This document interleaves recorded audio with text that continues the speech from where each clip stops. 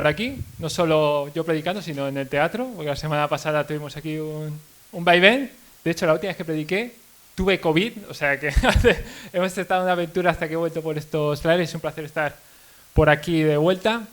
Antes de empezar, han hablado de la alabanza y han hablado muy bien de la alabanza, pero dejarme hablar un poquito del equipo de sonido, que esta mañana hemos tenido algunos problemillas con el equipo que nos ha dado problemas.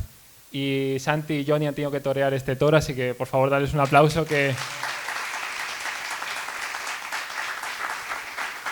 hasta el último momento estábamos ahí diciendo ¿se va a poder grabar o no se va a poder grabar esto? ¿Se va a oír bien o se va a oír mal? Así que se lo han currado ellos. Bueno, lo bueno es que estemos donde estemos, ya sea con COVID, ya sea que estemos en un parque o lo que sea, podemos seguir predicando la palabra de Dios, ¿verdad? Que no necesitamos mucha cosa para seguir predicando la palabra de Dios ni para disfrutar de su presencia. Y hoy volvemos aquí, no sé si debería quedarme aquí porque vamos a leer el pasaje, quizá me muevo aquí a un lado, porque volvemos a la saga de prédicas de Samuel, que es en la que estamos desde hace bastante tiempo. Hoy vamos a ir a 1 Samuel 23, por si todavía sois de la antigua escuela y os gusta abrir la Biblia y buscarlo, pues para que vayáis llegando allí, aunque lo van a proyectar. 1 Samuel 23. Es un pasaje que es tremendamente interesante para mí. Vamos a leer solo 14 versículos, pero que tienen mucha enjundia, mucha tela, no solo para ver lo que ocurría con David y Saúl en su momento, sino para ver cómo nosotros deberíamos gobernar nuestras vidas. Y aparte tiene algún tema teológico así que toca así de refilón, pero que es bastante interesante y que iremos mencionando. Así que, bueno, sin más vamos a ir a 1 Samuel 23, del 1 al 14. Lo voy a ir leyendo, creo que lo van a poner aquí. 1 Samuel 23 dice: los filisteos atacaron la ciudad de Keilah y saquearon los graneros. Cuando David se enteró de lo sucedido, consultó al Señor. ¿Debo ir a luchar contra los filisteos? Ve, respondió el Señor, lucha contra los filisteos y libera a Keilah. Pero los soldados le dijeron a David: si aun aquí en Judá vivimos con miedo, ¿cuánto más si vamos a Keilah para atacar al ejército filisteo? David volvió a consultar al Señor y él le respondió: ponte en camino y ve a Keilah, que voy a entregar en tus manos a los filisteos. Así que David y sus hombres fueron allí y lucharon contra los filisteos, derrotándolos por completo. David se apoderó de los ganados de los filisteos y rescató a los habitantes de la ciudad. Ahora bien, cuando Abiatar, hijo de Ahimelech, huyó a Keilah para refugiarse con David, se llevó consigo el efod. Cuando le contaron a Saúl que David había ido a Keilah, exclamó: Dios me lo ha entregado. David se ha metido en una ciudad con puertas y cerrojos y no tiene escapatoria. Entonces convocó a todo su ejército para ir a combatir a David y a sus hombres y sitiar la ciudad de Keilah. David se enteró de que Saúl tramaba su destrucción, por tanto le ordenó a Abiatar que le llevara el efod. Luego David oró: oh Señor, Dios de Israel, yo, tu siervo, sé muy bien que por mi culpa Saúl se propone venir a Keilah para destruirla. ¿Me entregarán los habitantes de esta ciudad en manos de Saúl? ¿Es verdad que Saúl vendrá según me han dicho? Yo te ruego, Señor, Dios de Israel, que me lo hagas saber. Sí, vendrá, le respondió el Señor. David volvió a preguntarle: ¿nos entregarán los habitantes de Keilah a mí y a mis hombres en manos de Saúl? Y el Señor le contestó: sí, os entregarán. Entonces David y sus hombres, que eran como 600, se fueron de Keilah y anduvieron de un lugar a otro. Cuando le contaron a Saúl que David se había ido de Keilah, decidió suspender la campaña. David se estableció en los refugios del desierto, en los áridos cerros de Zif.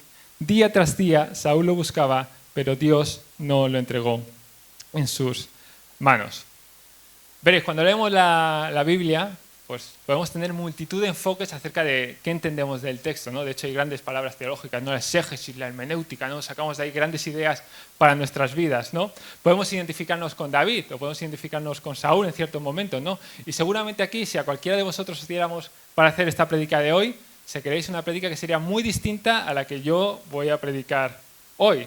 Podríamos decir que hay tanta manera de leer el texto como gente que lo lee, porque hay diferentes enfoques y también como nosotros vamos al texto, define algo de lo que aprendemos de él. Una de mis favoritas, la que a mí me gusta a mí y es la que vamos a tratar hoy, es tratar de entender cuál era la motivación del autor cuando escribió este pasaje. ¿Qué buscaba el autor? Y sé que hay algunas personas que no les gusta mucho este enfoque porque trata de buscar como la idea oculta parece del autor, ¿no? Y que no está explícitamente clara en el texto, pero que tenía una motivación que no está clara, ¿no? Pero vamos, eso ocurre en la Biblia siempre, vamos. Pablo, cuando escribió a los Efesios, tenía una motivación personal de hacerlo a ellos.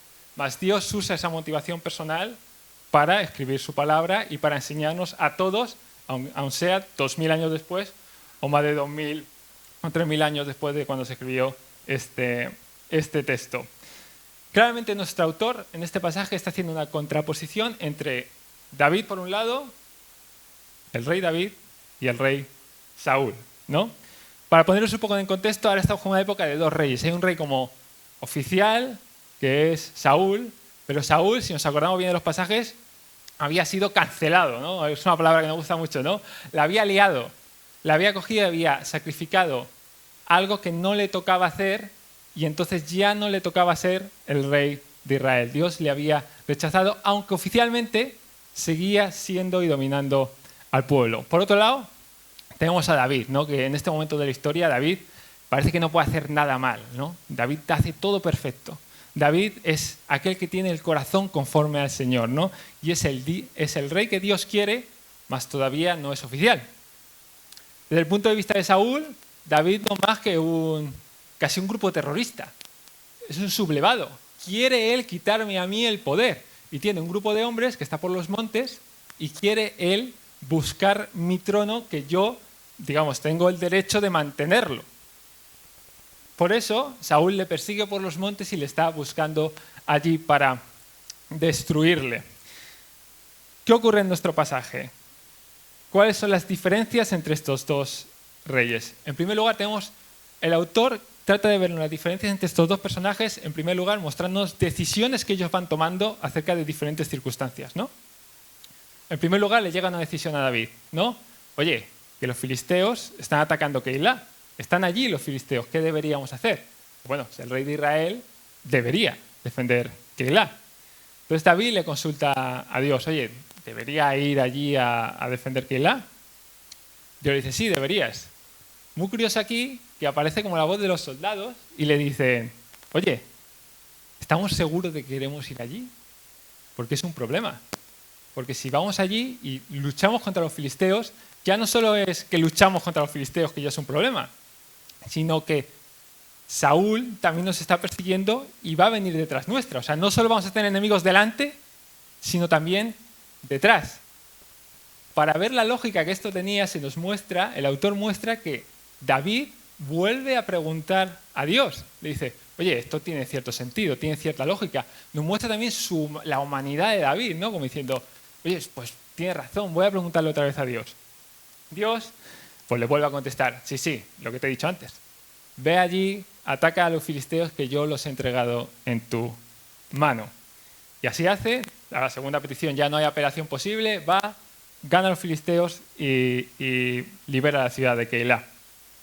Hasta aquí, hasta este punto de la historia, no sabemos nada de lo que ha ocurrido con Saúl. No sabemos ni siquiera si sabe que Keilah ha sido atacada, ni si tenía intención de hacerlo. No sabemos nada de él.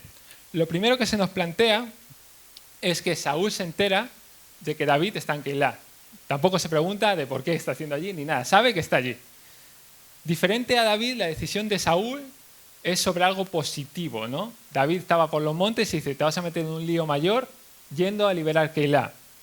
Para Saúl, sin embargo, David se ha encerrado en Keilah o está allí en la ciudad, es algo positivo, voy a ver que si consigo lo que yo quiero fuera de aquí.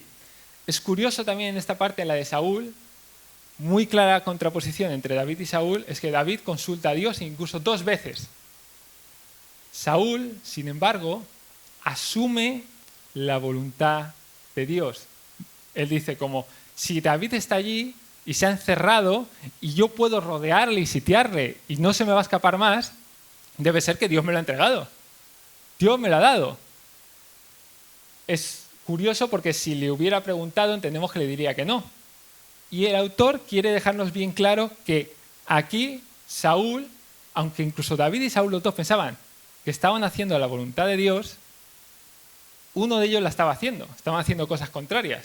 Saúl aquí asume la voluntad divina, está dispuesto incluso a hacer sufrir a la población de Keilah con tal de hacer lo que él quería hacer y lo que él entiende que Dios quiere hacer por medio de él. Saúl cree hacer la voluntad de Dios mientras la que realmente está haciendo es la suya propia. Eso por un lado. Pero es que además, tercera decisión que se nos presenta en la historia es David ahora está en Keilah, la ha liberado, ahora digamos es el jefe, un pequeño rey en la ciudad de Keilah, ¿no? Y se nos dice que tiene ganado, se nos dice que ha conseguido pues tener la ciudad de una cierta manera, ¿no? Y Saúl viene. Es muy tentador para David, seguro que lo fue, decir, mira, quizás no quiero destruir a Saúl, quizás no quiero matarlo. Como ya hemos visto otros ejemplos de que lo evita, no quiere matarle aunque tiene buenas oportunidades. Pero a lo mejor puedo derrotarle. Y a lo mejor puedo hacer que se vaya, y a lo mejor podría quedarme yo aquí en esta ciudad en vez de estar por los montes, perdido, vagando como un nómada con este grupo de hombres, ¿no? Quizás pueda asentarme en esta ciudad y tener algo. Debería ser muy tentador, además cuando nos cuenta la historia, que él había conseguido ganados, o sea que tenía medios para defenderse y para estar allí un buen tiempo durante el sitio de la ciudad que presumiblemente Saúl iba a hacer. Otra vez más, David consulta 2 veces a Dios. Le pregunta, oye, ¿viene Saúl de verdad? Le dice, sí que viene. Y le hace otra segunda pregunta, ¿y si viene y me quedo? ¿Los habitantes de la ciudad me entregarán a él? Sí, pues te entregarían. Entonces se marcha. Aquí es donde hay un versículo que es muy interesante y no quiero dejarlo de mencionar. Esto es teología de altos vuelos, teología friki que a mí me gusta. El versículo 12 dice, David volvió a preguntarle, ¿nos entregarán los habitantes de Keilah a mí y a mis hombres en manos de Saúl? Y el Señor le contestó, sí, os entregarán. Es interesante porque no sé cuántos de aquí habéis visto, de hecho, Matrix. ¿Matrix? ¿Os acordáis de Matrix? Sí, peliculón, ¿eh? Incluso los más jóvenes la habéis visto, ¿verdad? Porque es un clásico ya, ¿eh? Era de mi época, así que... Y hay un momento en que Neo, el elegido, va a ver al oráculo. Y el oráculo le dice, oye, no te preocupes por el jarrón. Entonces Neo se da la vuelta, dice, ¿qué jarrón? Se da la vuelta, pum, le da el jarrón, se cae y se rompe. Entonces Neo se queda mirando al oráculo como diciendo, ¿cómo lo sabías? Y el oráculo le dice, esa no es la pregunta que deberías hacer, la pregunta que deberías hacer es, si yo no te hubiera dicho nada, ¿hubieras roto el jarrón, sí o no? Y la película no nos da respuesta, no hace falta que dé respuesta, se queda ahí en el aire. Pero aquí se puede plantear una pregunta muy parecida con lo que están diciendo. Porque Dios parece no saber solo lo que pasará, sino también lo que pasaría si se toman diferentes decisiones. Dios sabe que si David hubiera decidido quedarse, la ciudad le hubiera entregado a Saúl. Y la pregunta que yo os hago es, ¿David podría haber elegido quedarse? ¿O no podría haber elegido quedarse? Es una pregunta teológica importante y define, voy a decir que hay posturas razonables que defienden las dos posiciones, una que no y otra que sí. Las dos tratan de tener sentido en cuanto a los atributos de Dios y la soberanía de Dios en el mundo, pero sí que hablan acerca de cómo Dios actúa acerca de nuestra libertad personal, ¿no? Y si lo queréis saber, este tipo de conocimiento condicional se llama, en inglés es middle knowledge, en español sería conocimiento medio, como que conoce también el y si, como lo que pasaría Dios. Ahí os dejo la pregunta. Si queréis más, lo podemos hablar después y seguro que estoy pensando en un par de personas que vais a venir directo a mí después de la reunión a matarme. Pero me gustaría, no quería dejar sin mencionarlo porque podemos aprender mucho de este versículo que está aquí. De todas maneras, lo importante es que David se vuelve a humillar a Dios, se rinde a él y dice, vale, ok, si Dios me dice que me vaya, yo me voy, dejo todo lo que he conseguido aquí y me vuelvo al desierto. Es curioso que David, independiente, es el que hace realmente la voluntad de Dios, es el que la está persiguiendo, pero desde el principio al final de este pasaje no ha ganado nada. Estaba en el desierto y ha vuelto al desierto, aun por medio de cumplir la voluntad de Dios que le había pedido. Hablamos de Matrix. ¿Quién ha visto Juego de Tronos? Alguna manita, sí. ¿Los libros alguno? ¿Los libros? Sí, los libros son lo bueno, aunque el autor va a morir antes de terminarlos, todo el mundo lo sabemos. porque la serie terminó, pero los libros todavía no, y va a ser una pena porque seguro que no lo va a terminar. Así que los que lo hayáis visto va a sonar lo que voy a contar. Sí, bueno, la saga se llama Canción de Hielo y Fuego, pero bueno, tiene libros como Juego de Tronos, Choque de Reyes. Como lo que hay mucho lío de faldas, ¿no? Hay mucho lío de... Hay un momento en que hay hasta 5 reyes que se proponen ser el rey oficial de los 7 reinos, ¿no? Y que quieren ese trono tan codiciado, el trono de hierro ahí que tanto enjundia se le da. Hay que decir también que en los 7 reinos tenemos una parte que se llama el muro, que está siendo atacada en la parte de la historia pues salvajes, pero hay más cosas extrañas por ahí al otro lado del muro que quieren atacar también. Y los del muro están pidiendo ayuda todo el rato a los reyes, diciendo, a mí me da igual el rey que sea, con tal de que alguien venga aquí y nos ayude a defendernos sobre esto, porque si estos pasan, ni 7 reinos, ni capital, ni nada, aquí no va a quedar nadie. Entonces, se nos cuenta la historia de uno de ellos, que es el que me ha recordado mucho esta historia que leía, que es Stannis Baratheon. Stannis Baratheon trata de conquistar la capital en un momento de la historia, bueno, una batalla épica brutal, y muere, o sea, no muere, es derrotado totalmente, ¿no? Casi todo su ejército se queda en nada y él se queda como abandonado en una pequeña isla, tratando todavía de conseguir realizar el derecho que tenía sobre el trono, porque él tiene derecho a ese trono, pero ahora no tiene ni ejército, o un ejército muy pequeño. Se nos cuenta que consulta a sus consejeros y hay un capítulo ahí que se termina y la próxima vez que le ves aparece en el muro defendiendo el reino. Y cuando alguien le pregunta allí como diciendo, oye, ¿por qué estás aquí? ¿Por qué has venido aquí? ¿Por qué no estás en la capital? ¿O por qué no estás luchando con el resto de reyes para ver si tú consigues el reino? A ver si tú consigues reinar. Él dice lo siguiente, dice, el caballero Sigurd, que era como su mano derecha, es un hombre de humilde nacimiento, pero él me recordó de mi deber, cuando en todo lo que yo podía pensar eran mis derechos. Él me dijo que yo tenía el carro delante de los caballos. Yo estaba tratando de ganar el trono para salvar el reino, cuando debería haber estado tratando de salvar el reino para ganar el trono.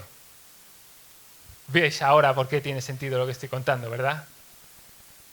David estaba tratando de defender el reino y de protegerlo porque era su deber. Él es el rey. Su deber no es defender su trono. Su deber no es proteger su sillón, su poltrona, como decimos ahora, ¿no? Su deber es protegerlo. Mientras Saúl, sin embargo, estaba protegiendo su trono. Estaba protegiendo su derecho a ser el rey de Israel con respecto a ninguna amenaza exterior que se pueda producir, ya sea de dentro o de fuera. Yo quiero proteger mi trono.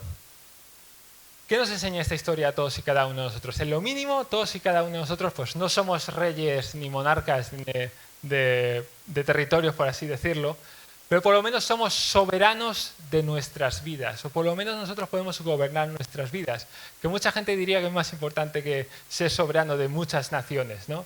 El que se gobierna bien a sí mismo es mejor que gobierna naciones, ¿no? Se nos dice en la Biblia. ¿Qué nos enseña David acerca de su manera de actuar, de cómo deberíamos actuar nosotros en nuestra vida? 3 cosas nos enseña y vamos a hablar. En primer lugar, David nos muestra su sensibilidad acerca de Dios, ¿no? Acerca de saber lo que Dios tiene para su vida. Antes de ponerse a hacer lo que parece lógico, lo que parece sensato, lo que parece sencillo, ¿no? Como diciendo, si David de hecho hubiera hecho lo que es sencillo o sensato, se hubiera quedado por los montes o se hubiera quedado en Keila más tarde. Él, sin embargo, aunque la respuesta parece evidente de lo que debería de hacer, él consulta a Dios. Y de hecho, le consulta varias veces. Quiere estar seguro de que lo que está haciendo viene de parte de Dios. Y nos muestra su humanidad. Nosotros también pensamos que nos podemos equivocar muchas veces, de que estamos tomando decisiones muy lógicas, muy sencillas, pero quizás Dios nos quiere llevar por otro camino, ¿no? O dudamos. Bueno es que consultemos a Dios y tengamos esa sensibilidad de buscar lo que Él quiere para nuestras vidas y de no asumir lo que Él quiere para ellas. En segundo lugar fue valiente, arriesgado. No nos vale de nada saber la voluntad de Dios si al final no la ponemos por obra. ¿Cuántos de nosotros estaríamos dispuestos aquí a dejar un puesto de trabajo porque Dios nos lo ha pedido? ¿O cuántos dejaríamos un país? ¿O cuánto renunciaríamos a comodidades que tenemos muchas y varias en nuestra época, ¿no? Cosas más pequeñas. ¿Cuántos de nosotros estaríamos dispuestos a pronunciar nuestra fe cuando alguien parece que se mete con ella, ¿no? Que parece que nos persigue, ¿no? ¿Cuántos de nosotros nos levantamos contra injusticias que vemos día tras día en nuestra sociedad, ¿no? O preferimos quizás quedarnos en un segundo lado. ¿Cuántas veces nos sacrificamos, ¿no? Es una palabra, de hecho, en nuestra época que es bastante importante. Nos sacrificamos, o sea, ponemos más carga en nosotros por otro que quizás incluso ni nos cae bien. ¿Cuántas veces haríamos eso? En David vemos que no tuvo ni su vida como un riesgo, como algo peligroso, como algo que aferrarse con tal de cumplir la voluntad divina. Peleaba batallas, buscaba a Dios y si tenía que deshacerse de cualquier cosa, se deshacía. Fue valiente y fue hacia adelante. En tercer lugar, David fue humilde, humilde y humilde. No tuvo nada de lo que había conseguido como algo para agarrarse, no se le subió a la cabeza. Él no tenía problema en deshacerse de todo lo que tenía y todo lo que había conseguido para hacer la voluntad divina. Conocía que todo lo que tenía venía de Dios y que además Dios era mayor que todas esas cosas. Que podía deshacerse de todo y mantener a Dios y no habría perdido nada. Seguía teniendo a Dios. Y nosotros que en muchas ocasiones tenemos mucho más que monarcas de la antigüedad, muchas más cosas, muchas más comunidades, muchos más servicios, muchas veces nos cuesta más renunciar a ellos o dejarlos en un lado que estos que realmente renunciaban a todo, ¿no? Deberíamos ser tremendamente humildes y rendirnos a Dios allí donde Él nos pide que lo seamos. Vemos aquí que David, siguiendo estos tres principios, está cediendo su soberanía a Dios. Siendo sensible, humilde y valiente, está cediendo su soberanía a Dios. Quiere hacer lo que Dios quiere que él haga. Pero por otro lado tenemos a Saúl, que está haciendo lo contrario. Tenemos a Saúl el ejemplo negativo. Saúl está haciendo su propia voluntad, está haciendo su soberanía y justificándola con Dios. Y nosotros tenemos un riesgo parecido en estas cosas. Se parece un poco a ser muy resultadista, ¿no? Es decir, si Dios me ha dado estas cosas, o sea, si estas cosas buenas me han pasado es porque Dios debe de habérmelas dado. O yo he tomado esta decisión que parece tan lógica y tan buena para mi vida, para mí y la de mi familia, que entonces debe ser la decisión que Dios quiere para mi vida. Y muchas veces no tiene por qué ser así. Estamos siendo soberanos de nuestras vidas, queriendo justificarlas con Dios, en vez de dejar la soberanía que nosotros tenemos a Dios. De hecho, mucha gente piensa que ser cristiano es esto. Piensa que ser cristiano es una vía de escape. Es un camino fácil. Es decir, tú añades a Dios para dar significado a tu vida, para pensar que habrá un más allá y que te lo hará todo más fácil. Y realmente no es así como los cristianos deberíamos pensar. Porque si pensamos como deberíamos ser, si seguimos el ejemplo de David en cuanto a ser humildes, valientes y sensibles a Dios, eso es tremendamente difícil. Tremendamente difícil. Abandonar lo que nosotros queremos por obtener lo que Dios quiere para nosotros. Y debemos continuamente vigilarnos para no caer en estas trampas, ¿no? Deberíamos tratar de buscar siempre a Dios para no caer en tratar de hacer nuestra voluntad y de imponerla sobre Él. Pero ¿hasta dónde nosotros podemos cumplir estas cuestiones? ¿Hasta dónde podemos ser humildes? ¿Hasta dónde podemos ser sensibles? ¿Hasta dónde podemos ser valientes? ¿Cuánto tendremos que serlo para que Dios nos acepte? ¿Cuánto será suficiente para que sea lo correcto? ¿Cuánto? ¿Alguien puede responder?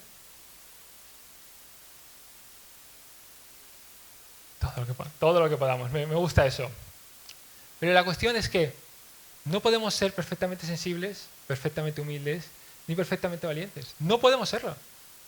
Por mucho que corramos, por mucho que tratemos de hacerlo, no podremos llegar a la perfección total. Pero sí que hubo una persona que lo fue. De hecho, si cogemos estos atributos y los ponemos a lo máximo, a la perfección, llegamos a la persona de Cristo. No sin error, no sin acierto, decimos que Cristo es el Rey de Reyes y Señor de Señores. Porque tiene estos atributos a la perfección. Él es el Rey sobre todos. Pero no solo por esos atributos es que decimos que es sea el Rey de Reyes, sino que además es el Rey perfecto. Es la contraposición de los reyes.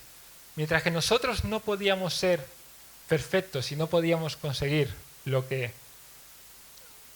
Él tiene para nuestras vidas, Él sí lo consiguió. Y Él tomó nuestro castigo, o lo que nosotros merecíamos, cuando Él no lo merecía, para que nosotros tuviéramos su recompensa. Es el Rey que se entrega por todos y cada uno de sus súbditos, o como Él prefiere llamarnos, sus hijos. Él es el Rey perfecto, cambia la historia totalmente. Es el Rey y no los súbditos los que se están sacrificando por la gente. Vamos a ir terminando, no sé si la banda puede volver. Pero hermanos, yo quería animaros. La respuesta de Rafa era muy buena. Ser valientes, ser humildes y ser sensibles a la voluntad de Dios es algo que todos nosotros deberíamos tratar de hacer hasta lo máximo. Todo lo que podamos. Pero sabiendo que no podemos llegar a la perfección. Que deberíamos intentarlo con todo nuestro entusiasmo. Quería deciros que la iglesia no se hace aquí. Esto es una parte de lo que hace la iglesia. Los domingos por la mañana con muchos líos, con muchas cuestiones. Pero es una parte de lo que hace la iglesia. Pero la iglesia también se hace día tras día allí donde estamos. En los pequeños actos que cada uno de nosotros podemos hacer en nuestras vidas, en nuestros trabajos, en nuestro día a día, que se parezcan a lo que David hizo, harán que la voluntad de Dios se desarrolle en este mundo. Si todos y cada uno de nosotros aquí, como cristianos, seguimos la voluntad de Dios, veríamos este mundo transformarse a lo que Dios quiere que sea en medio de esta sociedad. Pero es tarea no de venir el domingo aquí por la mañana, no de predicar, no de estar aquí y disfrutar, que eso es algo bueno. Es tarea de todos y cada uno de nosotros en nuestras vidas diarias para seguir este camino en el que Dios nos puso.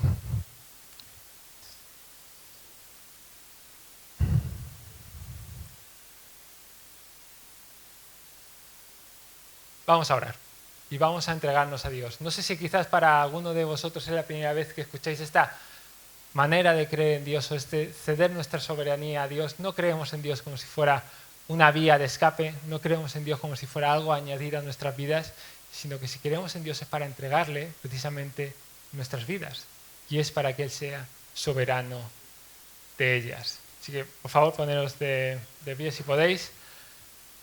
Quizás si es la primera vez que escuchas esto, no sé si podéis el resto, cerremos los ojos humildemente para no verlo, pero si es la primera vez y te gustaría entregarte a Dios y te gustaría entregar tu vida a Dios, me gustaría que levantaras tu mano y que lo hagamos juntos, ¿no? Y que juntos entreguemos nuestra soberanía, nuestra manera de vivir, nuestros errores, nuestras cuestiones a lo que Dios quiere para nuestra vida.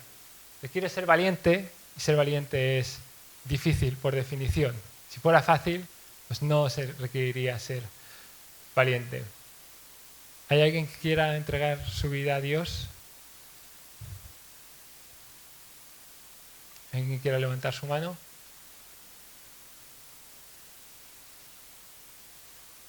Gracias. Para el resto, vamos a hacer la misma oración, de hecho. Para que no perdamos la perspectiva, para que no hagamos lo que nosotros queremos hacer, sino hagamos lo que Cristo quiere que hagamos, para que seamos humildes, para que seamos valientes, para que busquemos a Él por delante de todas las cosas. Encomendémonos a Dios y veamos lo que Él hace en este mundo y veamos cómo Él transforma nuestra sociedad. Un mundo tan dividido, un mundo tan egoísta, un mundo tan perdido, Dios puede transformarlo a su voluntad. Señor, te damos gracias, Señor, porque de una manera u otra tu palabra puede ser predicada y podemos estar en tu presencia en cualquier circunstancia. Gracias por el ejemplo que nos has dado a través de este pasaje. Gracias que podemos aprender de ellos, Señor. Gracias que tú obras en nosotros estos grandes principios, ¿no?